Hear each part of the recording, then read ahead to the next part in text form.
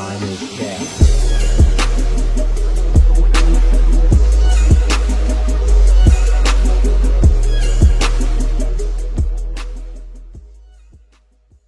Shout out to Hip Hop Daily, and most importantly, shout out to y'all. This is Detroit's Gang War, CashGang versus BandGang. Now, I already heard of BandGang from BandGang Javar, the whole scamming shit and music, and I think getting out and all that after his homie snitched on him or something like that. But I never knew that they was like into like street shit, like as far as like this go, because I mean it did click a little bit when I started seeing like them saying rest in peace to their homies back to back. I started to think something was going on, but I didn't know what exactly was going on. You know what I'm saying? So without further ado, we're gonna get straight into this video. Detroit has always been one of the wildest cities in the country, but now, with new hot rappers popping off in the area, fans are learning about the war going on in the city between CashGang and BandGang. Let's take a closer look at one of the craziest beefs going down in the D. BandGang is a crew of rappers who grew up together on the blocks of Strathmore and Mark Twain on the west side of Detroit. They're not a huge group, but they're known for being scammers and putting in work in the streets. There are 6 members of the BandGang in total: BandGang Lonnie, Maso, Javar, Biggs, Paid Will, and Jizzle P. They're known for tracks like BandGang or No Gang and First 48. BandGang is also affiliated with another group in Detroit called Shred Gang because they grew up in the same area and both had the same ops. But they are 2 separate groups who happen to rock with each other and often collab on music. They both beef with CashGang, who's also known as FWC, a crew that has beef with basically the entire city, including 700, 9000, Glock Boys, and of course, BandGang. The most well-known member of CashGang is FWC Big Key, who has earned himself the nickname Big Op for being one of the most hated dudes in the city. Other members of CashGang include CashGang Lil Head, FWC Lick, Moore, Mike, and Sticks. Although the 2 crews were never cool, they weren't always at war. But as both groups grew a name for themselves in the streets and in the industry, a tension built that would lead to an all-out war. The incident that pushed the beef between these 2 rival crews past the point of no return was the killing of well-known Detroit rapper named Dex Osama. Dex was one of the most feared savages in Detroit at the time he was killed. He was not part of either CashGang or BandGang, but was affiliated with another group called Chopper Boys. He was one of the hottest up-and-coming rappers from Detroit in the early 2010s. His career really started to take off around 2013 and earned him a deal with Meek Mill's Dream Chasers label. Many thought he'd be the next rapper from the D to blow up on the mainstream level and put the city back on the map. But Dex wasn't known just for his music. He was also famous in Detroit for the work he put in on the streets. And when your name gets that big, you're bound to make a few enemies along the way. Yeah. Dex ended up getting into it with BandGang after dissing one of their fallen brothers, BandGang Dada, aka 2 Dots, who was killed in an alley back in 2015. Dada got into a fight with a man named Denzel Talbert, who ended up gunning him down. A rapper from Shred Gang named Shred Gang Moan broke down what happened to Dada in an interview with DJ Small's Eyes. How did he pass away? He got killed. He got shot. He says that they were chilling on the block and one of their homies pulled up and asked if anyone wanted to go downtown. Moan says that he had a bad feeling about it, but they all went anyway. Cause I felt it. I'm like, no, we ain't going. But we end up still going. So that's the only regret I really got. Besides that, I'm live with the punches. They ended up crossing paths with Denzel Talbert and his crew and got into a fight. It's not clear what the fight was over. Yo, y'all that's from Detroit or ever, been around that area for a long period of time. Do it really get down like that, or this is just CashGang and BandGang beefing? But the word on the streets is that Dada tried to snatch Talbert's Cartier buffs, so Talbert ran him down and killed him. Others say it was y'all known for the buffs too. I ain't gonna lie, y'all known for the buffs and the diamonds and all that shit. Way around. But either way, 2 BandGang members ended up getting shot, including Dada, who was killed.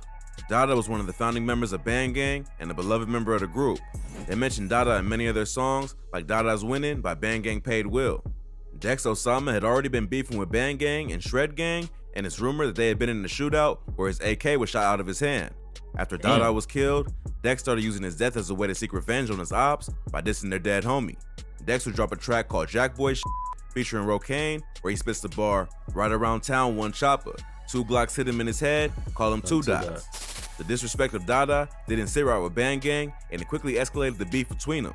BandGang and Shred Gang would start dissing Dex in their own music and on social media.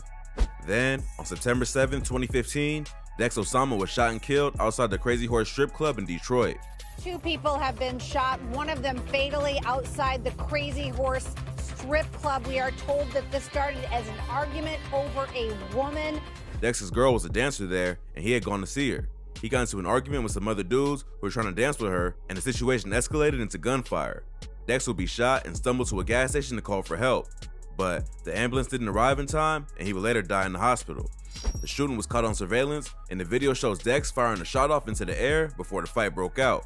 The 2 men who were arrested for killing Dex Osama, Otis Davis and Dietrich Odoms, were allegedly affiliated with CashGang and ShredGang. Although Dex had his own crew, Chopper Boys, he was cool with FWC Big Key from CashGang. The murder of Dex Osama was what started the war that still continues to this day. It made it worse after members of BandGang continued to diss Dex on tracks after he was murdered. So Big Key felt like he had to defend his dead homie. The 2 gangs started going at it both on social media and in the music. But in 2019, Key went through some legal problems after he was found guilty of 2 counts of forgery and possession of criminal tools. He ended up avoiding jail time and got sentenced to 4 years of probation. But before he could get back into the war, he would end up catching another charge later that same year for felony fraud. Somehow, he escaped jail time again and posted bond the next day. But just as CashGang was celebrating their leader being back home on the streets, BandGang would be mourning the loss of another one of their most respected members, Jizzle P. Aaron Mays, better known as Jizzle P, was shot and killed last night while sitting in a car on Detroit's west side. On September 23rd, 2020, Jizzle P would be brutally murdered right in front of his own mom. Jizzle P and another dude were sitting in a Chrysler 300 on Fielding Street when a shooter sprayed the car with bullets. The car was parked in the driveway of Jizzle P's mom's house, and she witnessed the whole thing. But she says that the killer let off so many shots that the sparks blinded her from seeing who did it. 25-year-old Aaron Mays was sitting in a car, the 2 of them cracking jokes, when someone ran up, firing so many shots at Mays, his mother says she couldn't see the suspect's face. There was so much muzzle. But how they know where his mom lived? And like how they was it like a coincidence, or they just like, that's crazy. Flash from the gun. She would go on the news to mourn the death of her son, and BandGang would vow to seek revenge on whoever took their homie from him. But CashGang didn't have much respect for the death of one of their ops, and pretty soon after the news broke, they would be on social media dissing the dead rapper. Big Key was the first to start the wild disrespect, laughing at Jizzle P's death on Insta Live, saying that he was getting an AR to smoke more ops. What you talking about? Yeah, you wrong. Man, I'm finna go pick up my mother AR. I done got too many death threats. The rest of CashGang will follow his lead and clown the rapper on social media and take credit for the murder. It must have been a planned hit against BandGang, because Javar later revealed that he got shot on the same day at the same time as Jizzle P in a different location, but survived. You know, that shit was really crazy because we got shot on the same day, like at the same time. So he was in the hospital recovering when he got the news that his homie had been killed. If that wasn't bad enough, while they were still recovering from the loss of Jizzle P, the group would lose another member, BandGang Paid Will. In late 2020, police responded to several shots being fired in the area of Grandmont in West Chicago. They would enter one of the homes in the area and find BandGang Paid Will dead from a headshot after what appeared to be some kind of shootout. His death came just a few months after Jizzle P was murdered, which meant back-to-back losses for BandGang. Although not widely reported by official media outlets, members of the group would take to Twitter and IG to report the loss of their homie. They also lost a lesser-known member named BandGang Lenny Skinny around the same time because both Javar and Lonnie shouted him out in RIP tweets. Yo, didn't he used to be in the videos where they used to be like Skinny Lenny, Skinny Bands, bitch, something like that, where he used to be amped up in the end of the videos or some shit like that, and they used to always mention him in the songs like that or some shit. So the group was losing members left and right. Yeah, that's all like back to back to back. Within a few months. If that wasn't bad enough, their ops would continue to taunt them on social media by clowning their dead homies any chance they could get. That nigga said CashGang got 6 bodies this week. Oh my God. Oh my God. Bro, chill out, bro. Y'all niggas around this bitch tripping. But all the violence would attract the attention of police, and in early March 2021, Big Key would have his house raided by the feds.